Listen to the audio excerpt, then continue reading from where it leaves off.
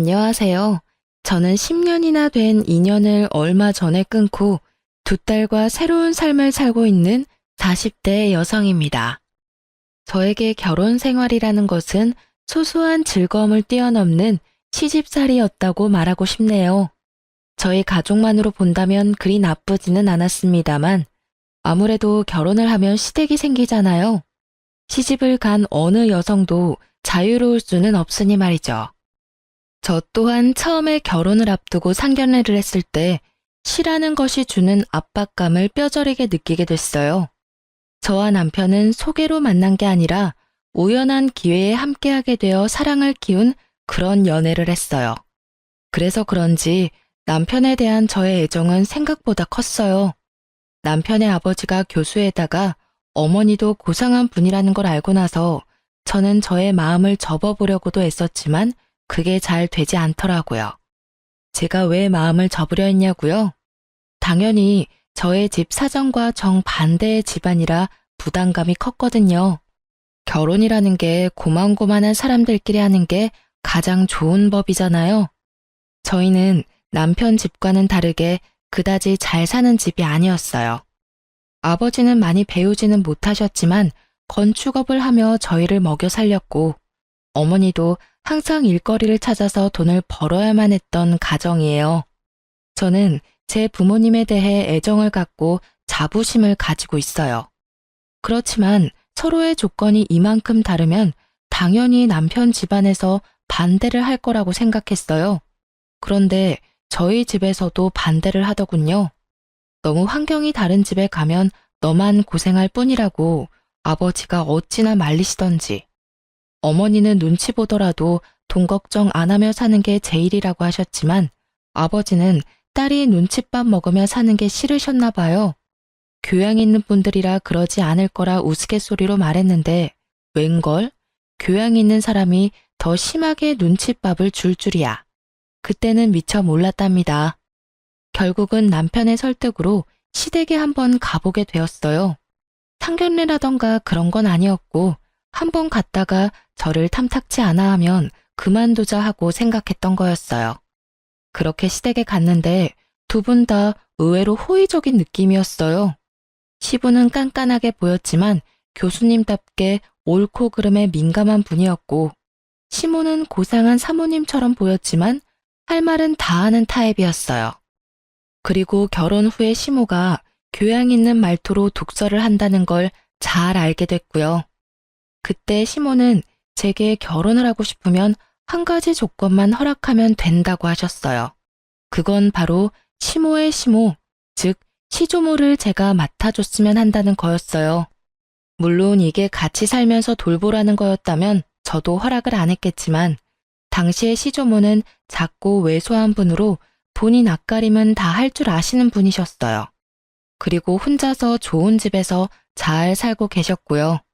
대신 시조모가 부를 때는 무조건 가야 한다는 게 조건이었어요. 처음에는 망설였는데 시부가 한마디 거들더라고요. 시조모를 돌본다면 시부모인 자기들은 모실 필요 없다고요. 그리고 시조모를 모시며 결혼하면 신혼집을 마련해 주겠다고 하셨어요.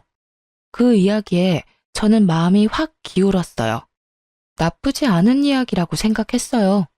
아무래도 없는 집에서 자란 제게 자가라는 건 상상만으로도 달콤한 것이었으니까요. 그래서 저는 그 일을 맞는 조건으로 결혼을 할 수 있게 되었죠. 그런데 문제는 시모를 모시지 않는다고 하여 시집살이에서 자유로울 수는 없다는 점이었어요. 제가 그 부분을 놓친 거였죠. 저는 결혼 후 첫째 딸을 낳고 그럭저럭 괜찮은 시간들을 보내고 있었어요. 시모가 말한 시조모를 모시는 일도 그렇게 힘든 일은 아니었어요. 오히려 시조모의 성품이 저와 잘 맞아서인지 둘이서 대화를 하는 게 그렇게 재미있을 수 없더라고요. 저는 애늙은이 같은 면이 있었고 시조모는 젊어 보이는 것에 민감했으니 어찌저찌 잘 맞았던 거였어요. 그래서 제게 시조모 부양은 부양이 아닌 말벗의 느낌에 더 가까웠어요. 처음에는 빠릿하게 집안일을 해나갔다면 이후에는 차츰 시조모께서 그런 일은 아줌마를 부르면 된다며 이야기나 더 하고 가자고 하시더라고요. 결국은 재미있게 이야기를 하고 맛있는 걸 먹는 아주 재미있는 시간이 되었으니 저야 더 바랄 게 없는 상황이었죠. 그렇지만 문제는 시조모님이 아닌 시모에게서 나타났어요. 제가 둘째를 낳았을 무렵이었죠. 첫째가 딸이었기에 시모는 둘째는 꼭 아들을 낳기를 원했어요. 그런데 어디 아이가 원하는 대로 성별을 타고 나오나요? 결국은 둘째도 딸아이였다는 게 문제의 시작이었어요. 저는 당시에만 해도 그렇게 심각하게 느끼지 못했어요. 그런데 시부모가 산부인과에 왔을 때 뭔가 잘못됐다는 걸 느꼈어요. 바로 밝은 시부의 표정과는 다른 차가운 시모의 표정 때문이었어요. 시부와 남편이 맛있는 걸 사오겠다며 나간 사이 시모가 제게 말하더군요. 첫째 때는 첫아이라 그러려니 했는데 두 번째까지 딸인 건 좀 너무하지 않니? 어떻게 넌 아들 하나를 못 낳아? 정말. 내가 남편 때문에 금팔찌를 사오긴 했다만 솔직히 네가 감히 이걸 받을 자격이 있는지는 너 스스로 생각해봐. 그리고 딸 낳고 조리할 생각은 하지 말고 보름 뒤에 집에서 김장하니까 그때 꼭 와서 거들고 가거라. 보름 뒤요? 애가 아직 어려서 다른 데 맡기기가 힘든데 올해만 좀 봐주시면. 봐주긴 뭘 봐줘? 내가 심하다고 생각하니? 아니야, 네가 나한테 너무한 거지. 어떻게 내리 딸만 낳을 수 있어? 아들이 없으면 우리 집 재산은 누가 지내? 저는 시모의 말에 할 말이 없었어요. 제가 잘못해서가 아니라 어이가 없어서요. 이 말도 안 되는 언행에 어디를 어떻게 어디서부터 지적해야 할지 알 수가 없었으니까요. 시부와 시모가 돌아오니 시모는 제게 언제 그랬냐는 듯 조리 잘하라며 덕담을 하고 돌아가시더군요. 참으로 가증스러운 모습이었어요. 저는 참다 못해 남편에게 말했어요. 어머님이 보름 뒤에 김장할 때 나더러 오래. 나 몸도 안 좋은데 김장까지 하면 진짜 반은 죽을지도 몰라. 설마 일 시킬 리가 있겠어? 산후조리 잘하라는 분인데. 그냥 손녀 보고 싶은 마음에 당신을 부른 거겠지. 일한다 생각하지 말고 갔다 와. 첫째는 내가 봐줄까? 진짜 그럴까? 근데 어머님이 아들 원하셨는데 딸 낳아서 많이 실망하시던데 그 부분에 대해서 들은 건 없어? 아니, 설마. 요즘 세상이 어떤 세상인데 딸 아들 구별해. 나는 아들보다는 딸이 더 좋아. 벌써부터 애교가 철철 넘치잖아. 남편이 딸을 좋아하니 마음을 굳게 먹었어요. 보름의 시간이 지나고 저는 일복을 입고 집을 나서려 했어요. 그런데 남편이 일하라고 시키지는 않을 거라며 편한 옷 입고 가라고 하더군요. 결국은 인부복을 원피스를 입고 시댁에 갔는데 김장이라더니 일할 사람은 저와 시모뿐이더라고요. 동서가 오기로 했는데 아예 코빼기도 보이지 않고요. 게다가 제가 흠칫 놀란 건 시모가 지독한 감기에 걸려서 콜록대고 있었기 때문이었어요. 어머님, 감기가 심하신 것 같은데 김장은 다음에 할까요? 이 상태로는 어머님도 더 힘드실 것 같고. 절인 배추를 벌써 준비했는데 어떻게 뒤로 미뤄? 무조건 오늘 하고 치러야 해. 그리고 나는 아파서 일 못하니 네가 알아서 해놔. 저 동서는 혹시 오늘 언제 온다고 해요? 둘째는 오늘 안 와. 걔는 몸이 안 좋다고 해서 쉬라고 했다. 그렇게 됐으니 얼른 시작해라. 내내 콜록거리는 시모 앞에서 저는 인상도 쓰지 못한 채 홀로 김장을 해야 했습니다. 정말로 거짓말 하나도 안 보태고 평소보다 몇 배는 더 고되고 힘든 작업이었어요. 결국은 혼자서 배추와 사투를 벌인 끝에 김장이 끝났고 집에 돌아온 저는 근육통으로 저녁 내내 앓아야 했어요. 그리고 그 다음날부터는 열이 오르는 바람에 아이들을 안아보지도 못하고 병원까지 다녀왔어야 했죠. 시모에게 옮은 감기가 어찌나 독한지 아이들을 안아볼 수도 없게 막더라고요. 제가 애들을 볼 수 없으니 결국 남편이 애들을 떠안게 됐고 그 때문에 남편은 남편대로 애 둘을 보느라 힘든지 은근히 제 탓을 하더라고요. 아니, 도대체 어디서 감기로 옮아온 거야? 갓난쟁이 돌보면 집에 딱 붙어 있어야지. 당신 김장 갔던 날 평소보다 늦게 들어왔던데 어디 다른 데 가서 있었던 거 아니야? 산후조리 해야 할 사람이 몸 관리를 어떻게 하길래 감기에 걸려? 머리 아프니까 나한테 뭐라고 하지 마. 내가 가고 싶다고 했어? 오라고 한 건 어머님이고 등 떠민 건 당신이야. 그리고 그 감기균이 어디서 옮아온 건지 가르쳐 줄게. 어머님이 감기 걸리셨더라고. 동서도 불참한 상태에서 나 혼자 김장하느라 정말 죽을 뻔했거든? 어떻게 몸조리도 안 끝난 사람을 불러서 일을 시켜. 당신한테 말하기 힘들어서 말 안 했는데 어머님이 나 둘째 낳고 무슨 소리 했는지 알아? 딸 낳고 무슨 산후조리 하냐고 혼내시더라. 그리고는 김장 오래잖아. 아들 못 낳은 게 내 탓이야? 내 탓이냐고. 그게 사람을 이렇게 못 살게 굴 이유가 되는 거야? 결국 저는 터져버렸고 그 이야기를 들은 남편은 깜짝 놀라더니 그 길로 씩씩거리며 시댁에 전화를 하더군요. 어머니, 어쩌자고 출산한 지 보름밖에 안 된 사람을 불러다가 김장을 시킨 거예요. 그것도 혼자서 했다는데 대체 무슨 생각이신 거냐고요? 지금 집사람 아파서 몸도 못 가눌 정도라고요. 그것 때문에 지금 제가 얼마나 고생하고 있는지 알기는 아시냐고요. 걔가 아픈데 왜 네가 고생을 해? 며느리 좀 바꿔봐라. 너한테 일 시키는 거면 내가 한 소리 좀 해야겠다. 어머니가 지금 제 일을 만들어주고 있잖아요. 어머니가 집사람한테 옮긴 감기 때문에 집사람이 애를 못 보잖아요. 이제 막 보름 된 둘째 감기라도 옮으면 어머니가 책임지실 거예요? 엄마가 애를 못 보니 저라도 애를 봐야 할 거 아니냐고요. 결국 시모는 별말 못하고 전화를 끊었죠. 솔직히 입이 10개라도 할 말이 없을걸요? 그러게 면역력 떨어진 산모를 왜 데려오냐 이 말이에요. 그렇게 1차로 이야기가 끝난 줄 알았는데 감기가 가라앉고 나서 시부가 저희 부부를 시댁으로 불렀어요. 저는 남편과 시댁으로 갔는데 시부의 표정이 아주 무시무시하더라고요. 그래, 아가, 감기는 다 나았고? 네, 아버님, 이제 감기는 다 나았어요. 그런데 어쩐 일로 부르셨는지. 너 혹시 이번에 김장하러 왔었니? 네, 김장하고 갔는데 혹시 무슨 문제라도 있으셨나요? 그때 제가 너무 경황이 없어서 혹시라도 김치 맛이 이상하다면 죄송합니다. 그랬구나. 역시 너희 시어머니가 너한테 되지도 않는 시집살이나 시킨 거였어. 당신은 그렇게 할 짓이 없어서 며느리 괴롭혀? 어떻게 출산한 지 보름밖에 안 된 며느리를 데려다가 김장을 시켜?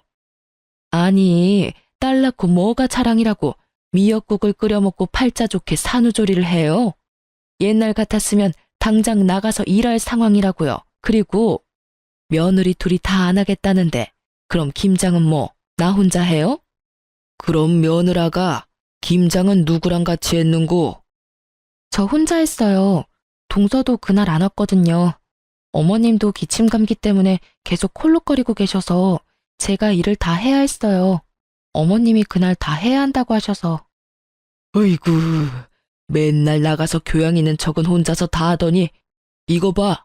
당신이 그렇게 중요하게 여기는 교양과 상식에 출산 직후의 여성을 김장에 막 부려먹어도 된다고 하든 조선시대에도 이렇게까지는 안 했을 거야.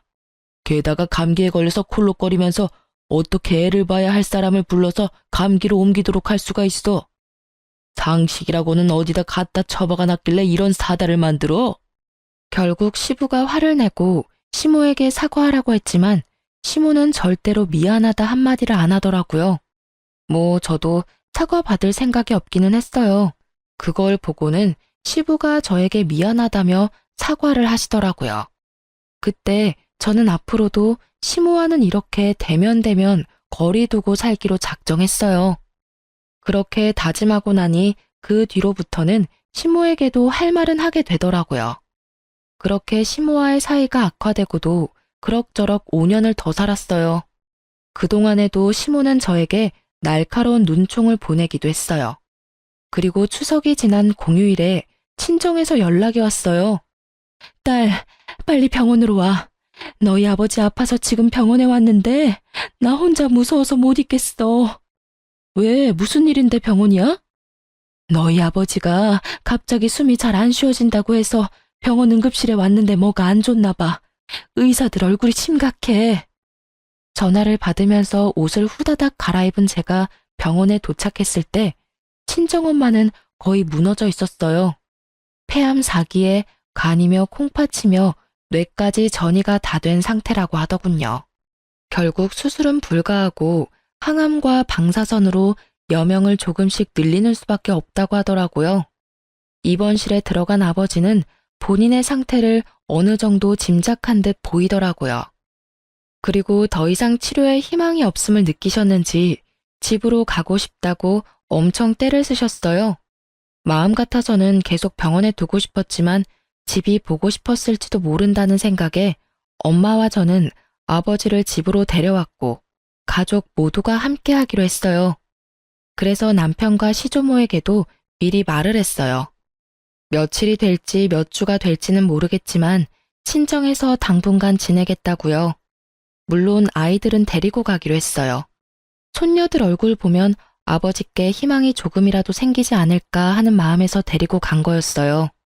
아버지가 너무 좋아하시더라고요. 병원에 있을 때보다 훨씬 얼굴이 좋아 보였어요.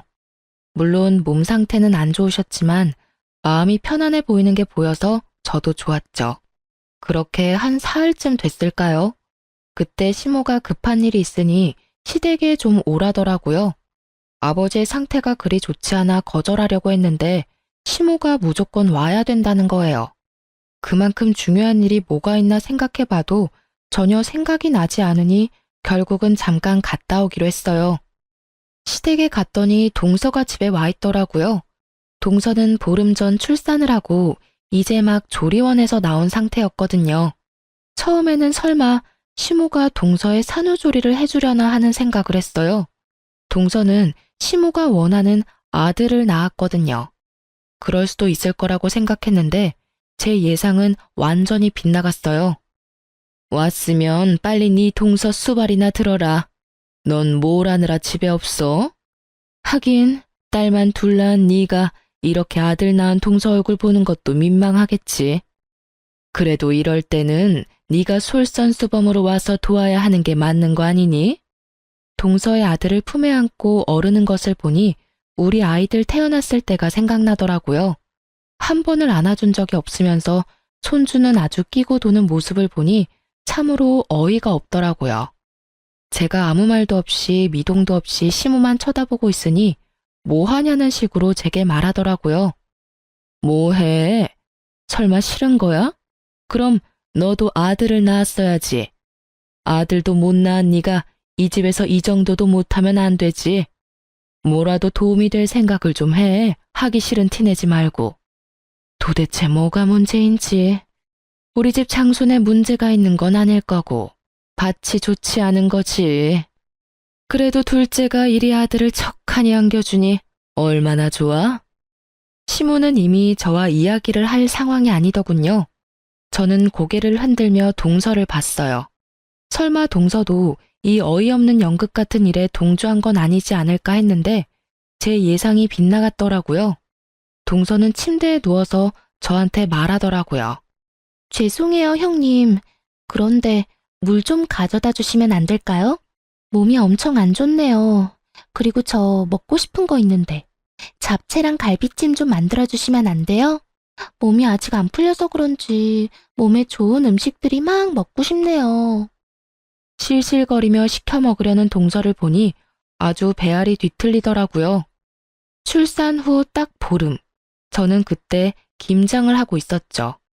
이런 극진한 수발 같은 거 받아본 기억도 없는데 정말 화나더라고요.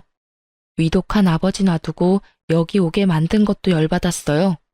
중요한 이유도 아닌 그저 동서의 산후조리를 위해 제가 가족과 보낼 수 있는 유일한 시간을 뺏겼다는 것이 너무 열받는 일이었거든요. 결국 이런 말도 안 되는 일에 제 입에서도 고운 말이 나오지는 않더라고요. 어머님, 제가 딸만 낳아서 미운 건 아시겠는데 때를 좀 가려서 이런 일 시키세요. 제가 분명히 아버지 위독하셔서 아버지 곁에 있어야 된다고 말씀을 드렸는데 이렇게 부르는 건 상식 밖의 일 아닌가요? 그리고 아들이 그렇게 좋아서 동서 수발 들고 싶으면 어머님 본인이 하세요. 왜 저한테 그런 일을 시키세요?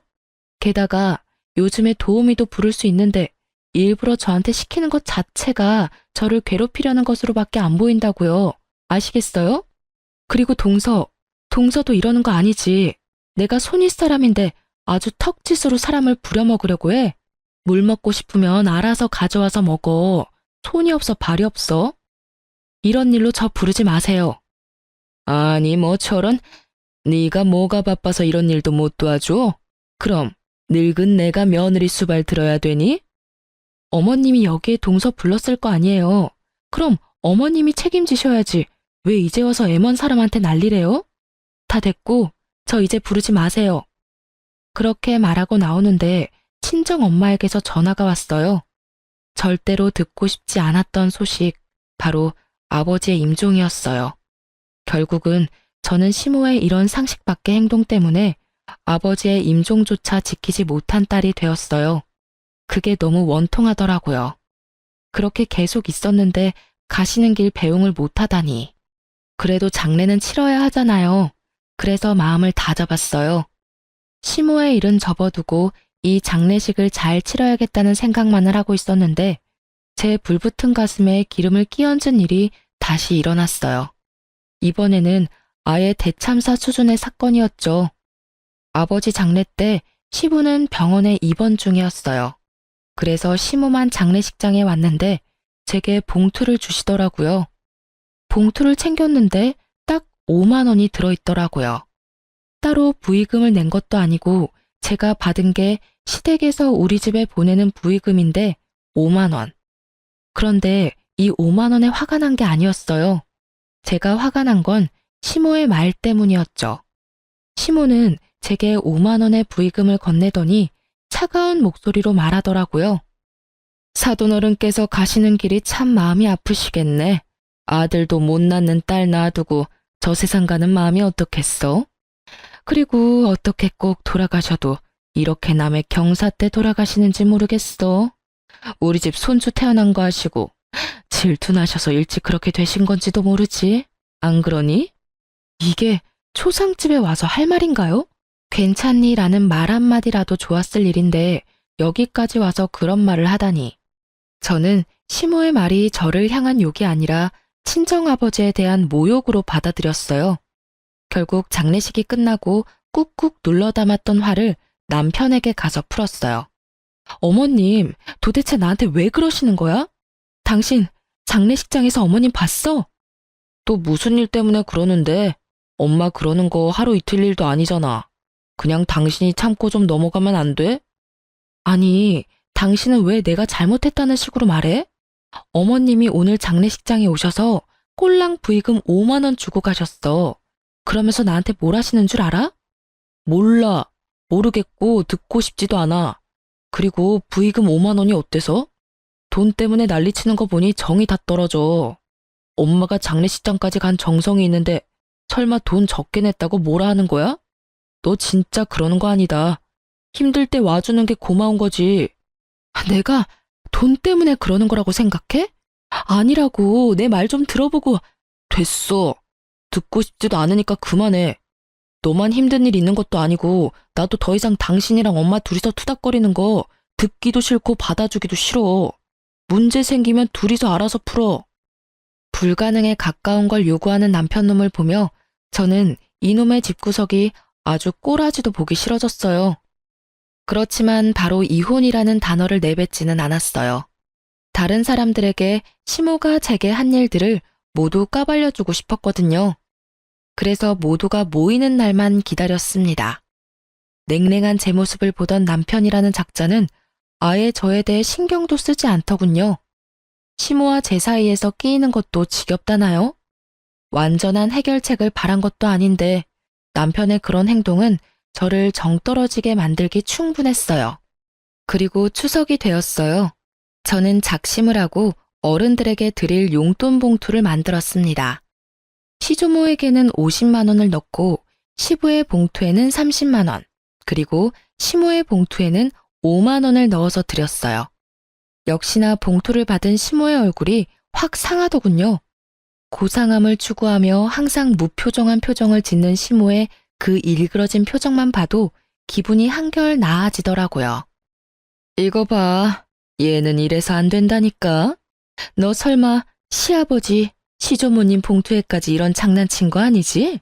이게 뭐야, 애들 용돈도 아니고.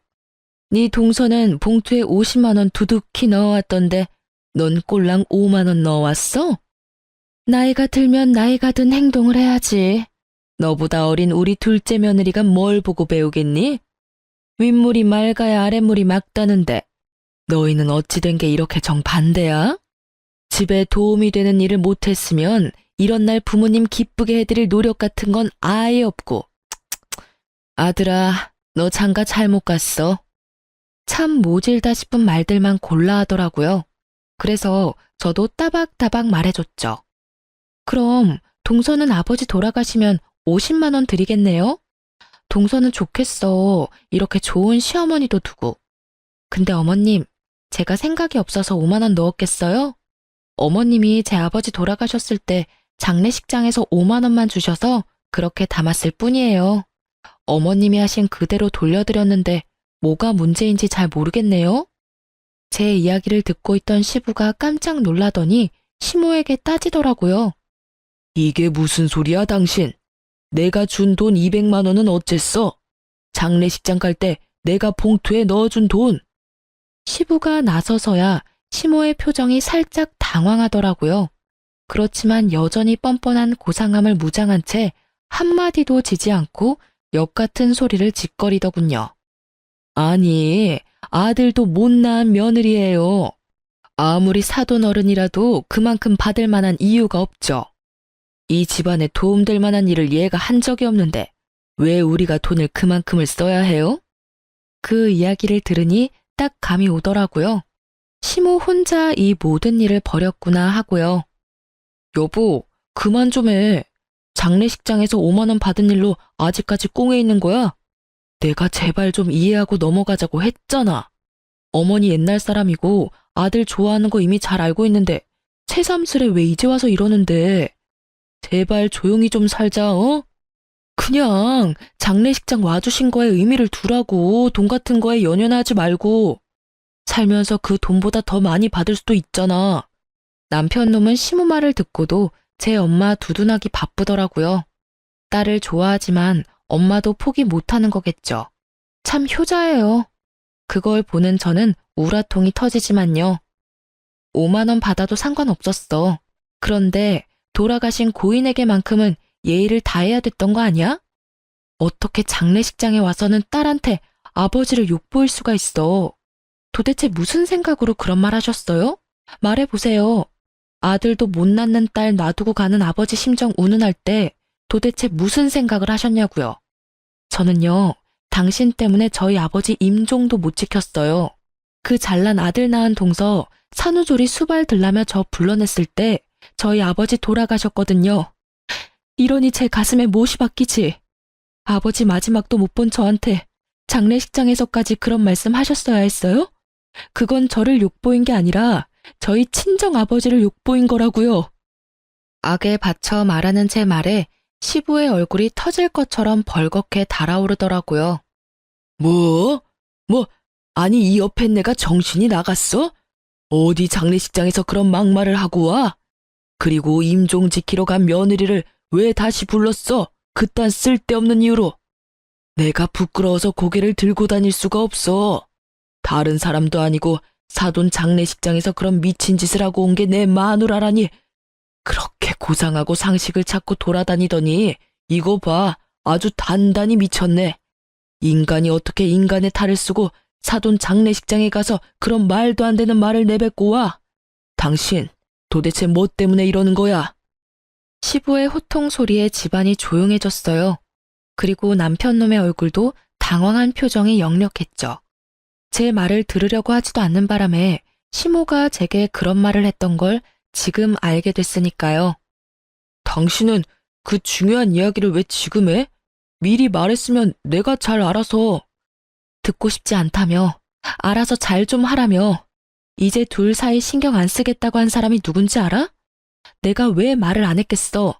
말하려고 했는데 당신이 안 들은 거잖아. 나는 당신한테 이미 정이 다 떨어졌어. 이야기를 들을 준비조차 안 된 사람하고는 같이 못 살아. 그러니까 우리 이혼해. 갑자기 무슨 이혼이야? 다시 생각해봐. 어머니도 빨리 사과하세요. 이건 아무리 봐도 어머니가 잘못하신 거예요. 장례식장에서 왜 그런 소리를 하신 거예요? 남편 놈이 그제야 뒤늦게 시모를 닥달했지만 시모는 눈도 깜빡하지 않더라고요. 이 와중에 동서는 두 눈 동그랗게 뜨고 구경만 하고 있고요. 조만간 둘 다 눈 돌아갈 일들이 생길 텐데 말이죠. 그때 시모가 차분하게 한마디 하더군요. 이혼해. 너는 뭘 그렇게 잘했다고 이렇게 당당하게 굴어? 아들도 못난 너 같은 건 이 집안에 필요 없어. 그리고 시어머니 못난 점 남들한테 다 까발리는 나쁜 며느리도 나는 필요 없다. 그러니 헤어져. 네, 못할 건 없죠.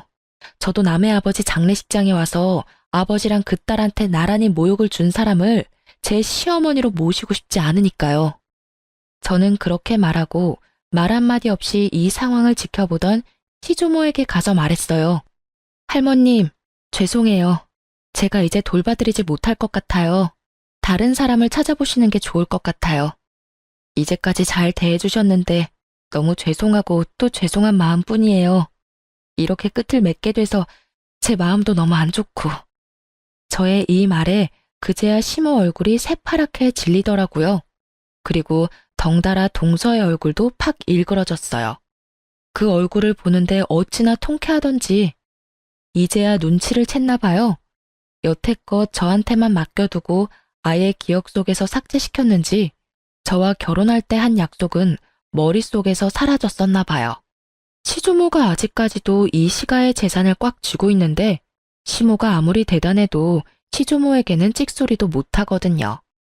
제가 이혼을 하면 당연히 제가 하던 일은 시모의 일이나 동서의 일이 될 테니 그제야 둘 다 아차 싶은 표정을 지은 거겠죠. 그래, 절이 싫으면 중이 떠나는 게 맞다.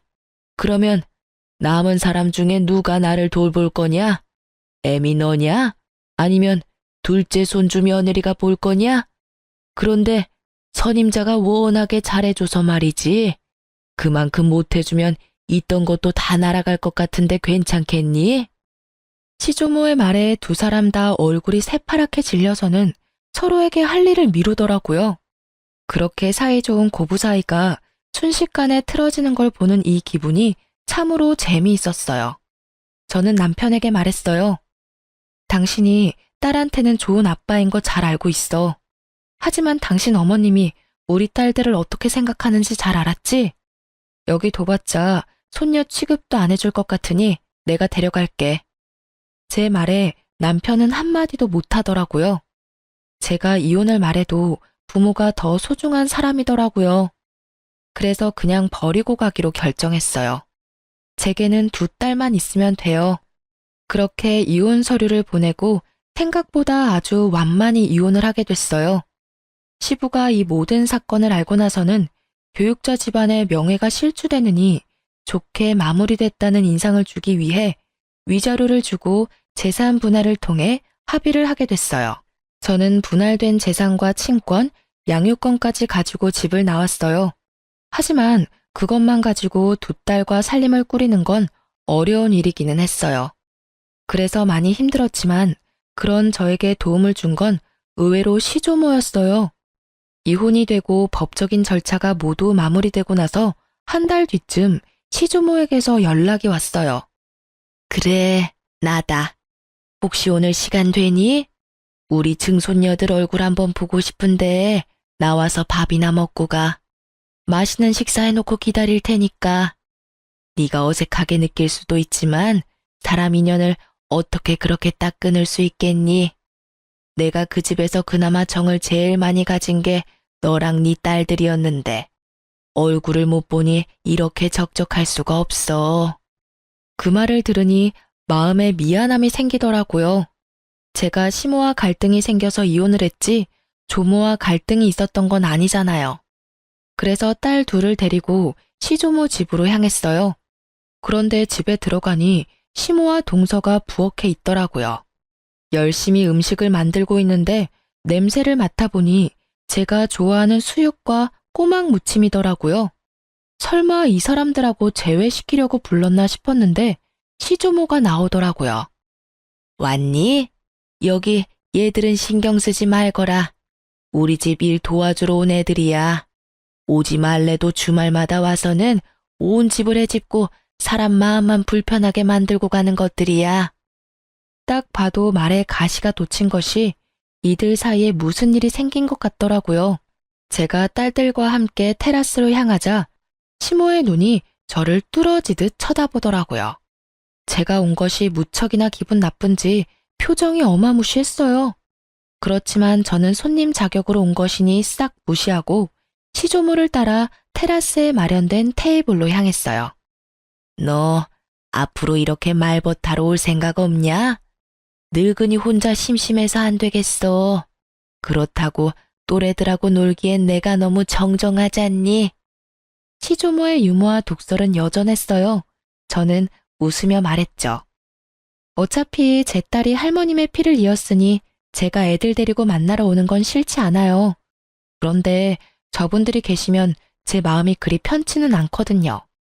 제 마음의 앙금들이 다 풀리지는 않았고 언제 풀릴지도 모르고요. 풀린다 한들 이제 이혼해서 남인데. 그래?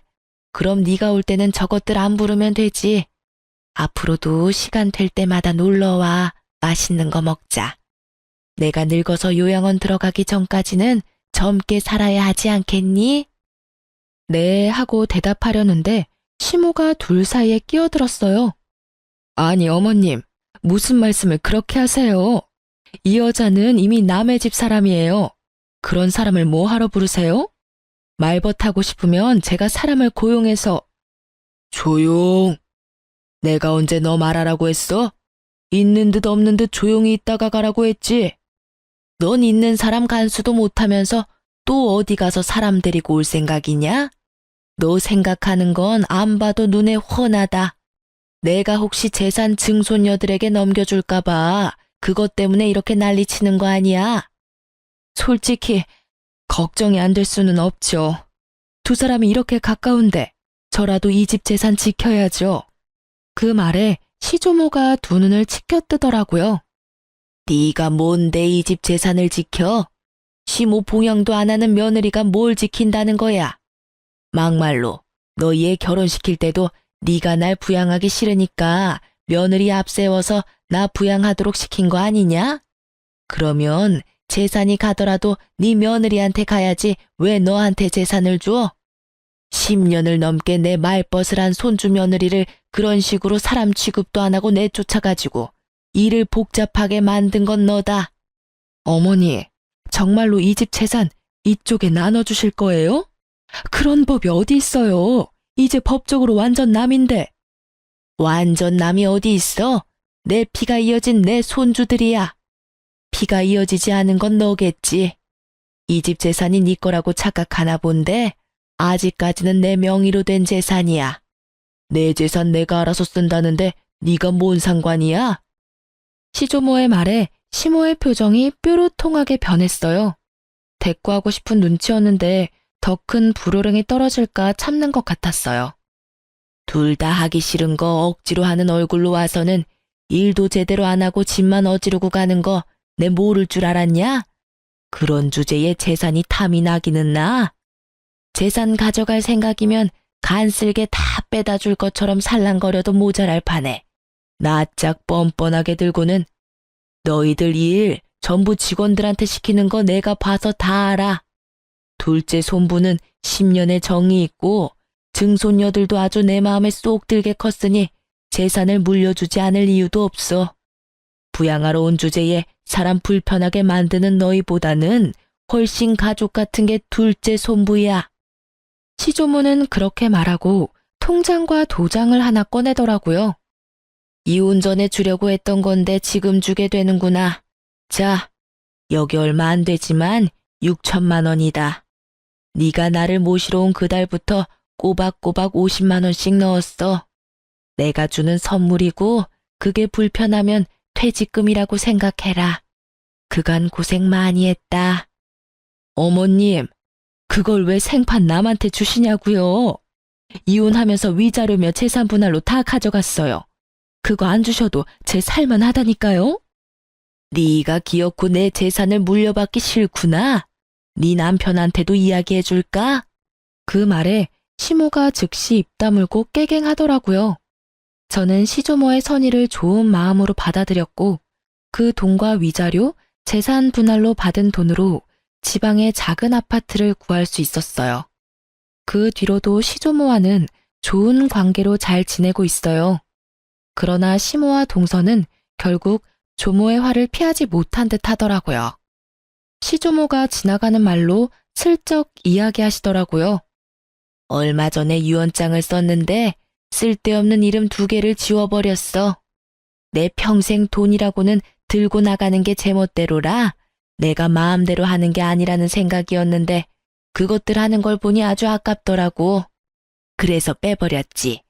그랬더니 아들놈이 지 마누라를 잡는데 아주 배꼽 잡고 웃었구나. 고상한 척 아주 혼자 온 집안을 들쑤시고 다니더니 결국은 남편한테까지 버림받을까봐 요새는 설설 겨.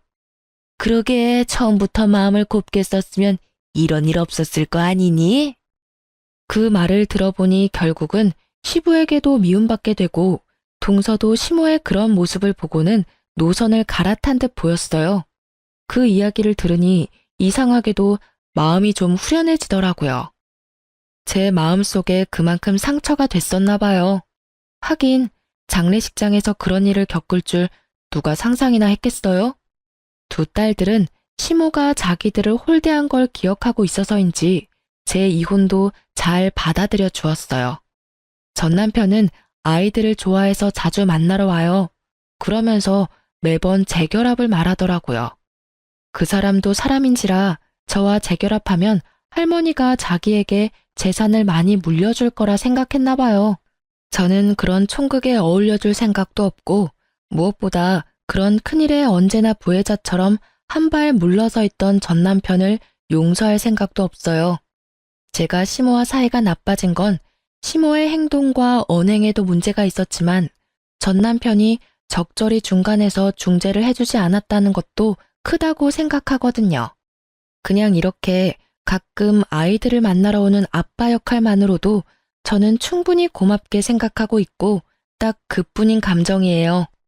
저는 시모 때문에 재혼 생각은 아예 없이 그냥 살고 있어요. 이렇게 간섭받지 않고 자유롭게 사는 게 더 재미있기도 하고 힘든 일도 분명히 많지만 그것을 모두 덮을 만큼 마음이 개운한 것도 있어요.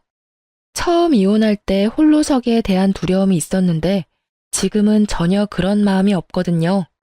글을 쓰다 보니 한없이 길어졌지만 제가 하고 싶은 이야기는 다 쓴 것 같아요. 제 이야기에 같이 욕해주시는 분도 계실 거고 안타까워할 분들도 계실 거예요. 그렇지만 저는 지금 그 어느 때보다도 즐거운 하루를 보내고 있어요. 모두들 저처럼 홀가분하고 행복한 하루를 보내시길 바래요. 글 읽어주셔서 감사합니다.